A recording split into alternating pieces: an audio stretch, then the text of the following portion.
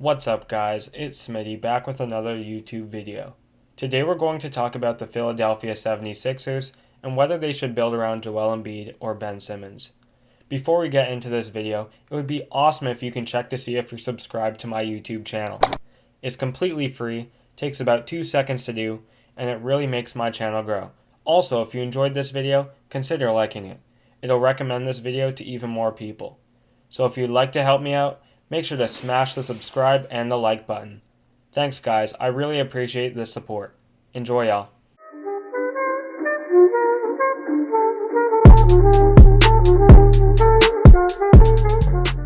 The Philadelphia 76ers, one of the most talented yet underachieving teams in the NBA.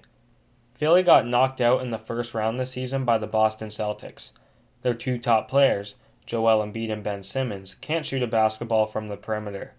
In this day and age, this duo has been detrimental to each other on the offensive end, and it's blatantly obvious it needs to get blown up. So who do the 76ers choose to build around, Joel Embiid or Ben Simmons? We have talked about this topic on many occasions on this channel, but today we're going to look at it even more in depth. Personally, I'm not a 76ers fan. In fact, I don't really like this franchise at all. I'm a Raptors fan, so inherently I dislike Philly. However, Philly has a very intriguing situation on their hands, and I thought it would be a perfect topic to make a video on. First of all, let's talk about what Philly could do this upcoming season without making any trades or free agent signings. This season, Philly was on a 48-win pace. Not bad, but also nowhere near championship contending pace. Next season, I think Philly will do even worse because of the emergence of the Warriors and Nets. I predict Philly to win 46 games in a full 82-game schedule and fall to the 7th seed in the East. Here's all the teams I think could beat Philly in a 7-game series next season, regardless of conference. I'd say probably 14 teams are better than Philly next season if they don't make any moves. That may sound harsh, but next season is going to be very competitive, and every team will have to make adjustments to come out on top. The main reason why Embiid and Simmons don't mesh is because of their inadequate floor spacing. This problem stems from their inability to shoot three-pointers consistently. Even if you surrounded these guys with 3 great three-point shooters, the offense would still be awkward as long as Embiid and Simmons are the two main options. Ben Simmons relies on his sheer athleticism, post-game, and agility to score. These characteristics require the paint to be clear in order for him to be used at full effect. Unfortunately, Joel Embiid is the exact player Simmons doesn't need. Embiid is a traditional big man who uses his strength, touch, and dominance in the paint to score. Therefore, the paint is always clogged for Simmons when he drives the lane, and this is detrimental to his offensive production. Simmons only averaged 16.4 points per game this season, and I think it stems from this very issue.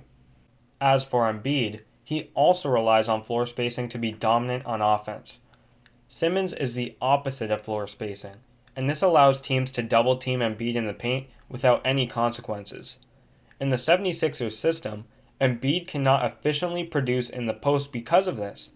Not to mention, the 76ers have gotten rid of Jimmy Butler and JJ Redick, both capable three-point shooters. These guys were able to keep the 76ers productive on offense because they provided somewhat adequate floor spacing.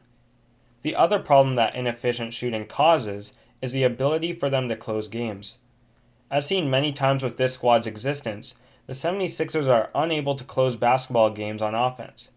This is because they have no capable shooters to take the last shot. Typically in the final possessions, defensive intensity increases. Coaches from many teams are able to exploit the 76ers' shooting problems in the endgame by crowding the paint. This takes away their option of driving the lane with Simmons or isoing in the paint with Embiid. The 76ers are torn on which player they give the ball to at the end of the game. Philly needs a player that is able to create offense from the perimeter. They used to have Jimmy Butler, but since they signed Toby to a max contract, Butler left. An example of how paramount a perimeter creator is to close basketball games is the Shaq and Kobe duo.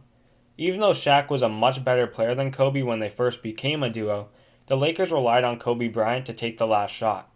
Luckily for them, Kobe was able to create from the perimeter and was able to close many games successfully. This is the main piece Philly needs in order to make a deep playoff run. So what are the 76ers' options? As I just explained, Philly needs to either trade Simmons or Embiid in order to be successful. While both players have their pros and cons, let's start with Simmons. Simmons has many pros to keeping him. First of all, he's only 24 years old, more than 2 years younger than Embiid. This will give Simmons more time to develop, maybe even enough time to develop a consistent three-point shot before his prime. On top of that, Simmons has 5 years on his contract. He doesn't become a free agent until summer of 2025. This will give the 76ers a large time frame to develop and build around Simmons under their wing. Also, Simmons' game has a relevant strategy to build around in this era. We've seen the dominance of Giannis Antetokounmpo and the Milwaukee Bucks in the regular season. They were able to snag the first seed in the East this season and have the best record in the NBA. Simmons possesses a similar skill set to Giannis, and if surrounded by shooters, could produce a similar team. However, I believe the 76ers have more assets to potentially produce an even better team than the Bucks have been. The final pro I see for Simmons is that he is a very underrated passer, substantially better than any player his height in the NBA, excluding LeBron and Jokic.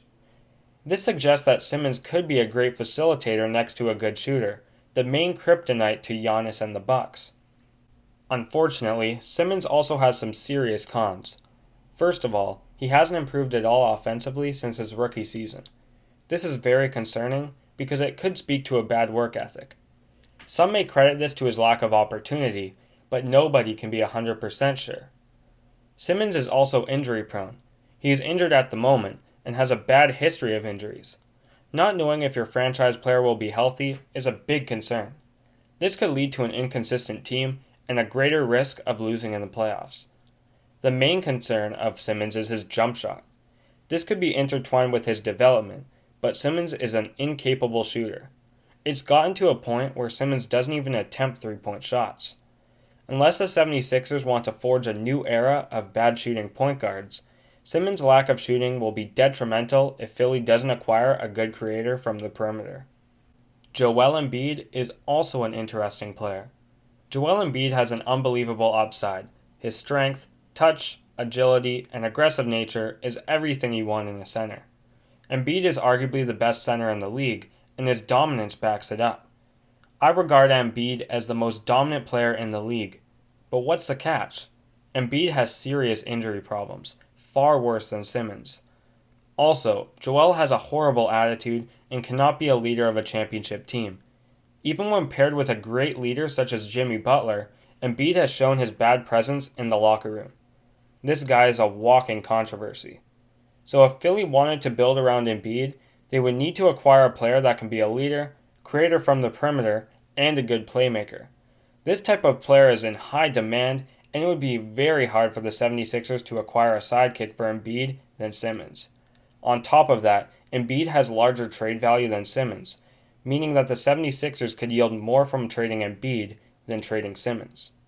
The final con is that building around a traditional big man in the NBA has not been proven as a winning strategy in this era. Let's see what Philly could look like in both scenarios. First, we'll look at the option of building around Simmons. First of all, I recommend the 76ers to trade for Bradley Beal. This would fill the hole of perimeter creation on offense. As I stated in my Bradley Beal video, I put together a trade for Philly. It consisted of Embiid for Beal and Bertans. Personally, I think this would be a great trade for both teams, particularly Philly. If Bertans re-signs with Washington, it would be a great fit for Philly to acquire him.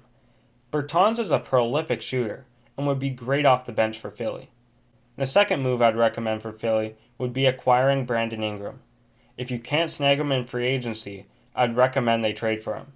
Ingram would be a great fit alongside Simmons and Beal because of his great perimeter shooting and ability to create offense by himself. Ingram showed his talent in New Orleans this season, and at the age of 23 years old, he's shown great potential. If Ingram re-signs with New Orleans, I think Philly could get him for Harris and either Richardson or Horford. Ideally, Philly could trade Horford to relieve their cap space, but it's unlikely the Pelicans would bite on 2 max deals. The final move for the 76ers would be throwing money at Gallinari or Harrell in free agency. Gallinari has stated he will take less money to be on a championship team. but regardless, you gotta offer him a big contract. I realize Philly has no cap space, but getting rid of Embiid and Harris should alleviate it a bit. If Philly doesn't land Gallo, I definitely think they could sign Harrell. I think Harrell will go to whoever gives him the most money, and I think Philly could beat everyone out. If Philly misses out on both Gallo and Harrell, they'll have to go after Joe Harris. Joe is a great three-point shooter and is undoubtedly worth it to go after.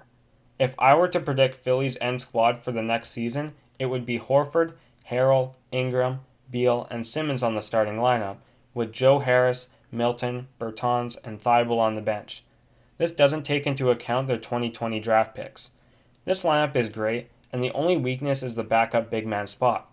I think with their 2020 picks and one of their bench shooters, Philly could easily land an adequate backup big man and power forward.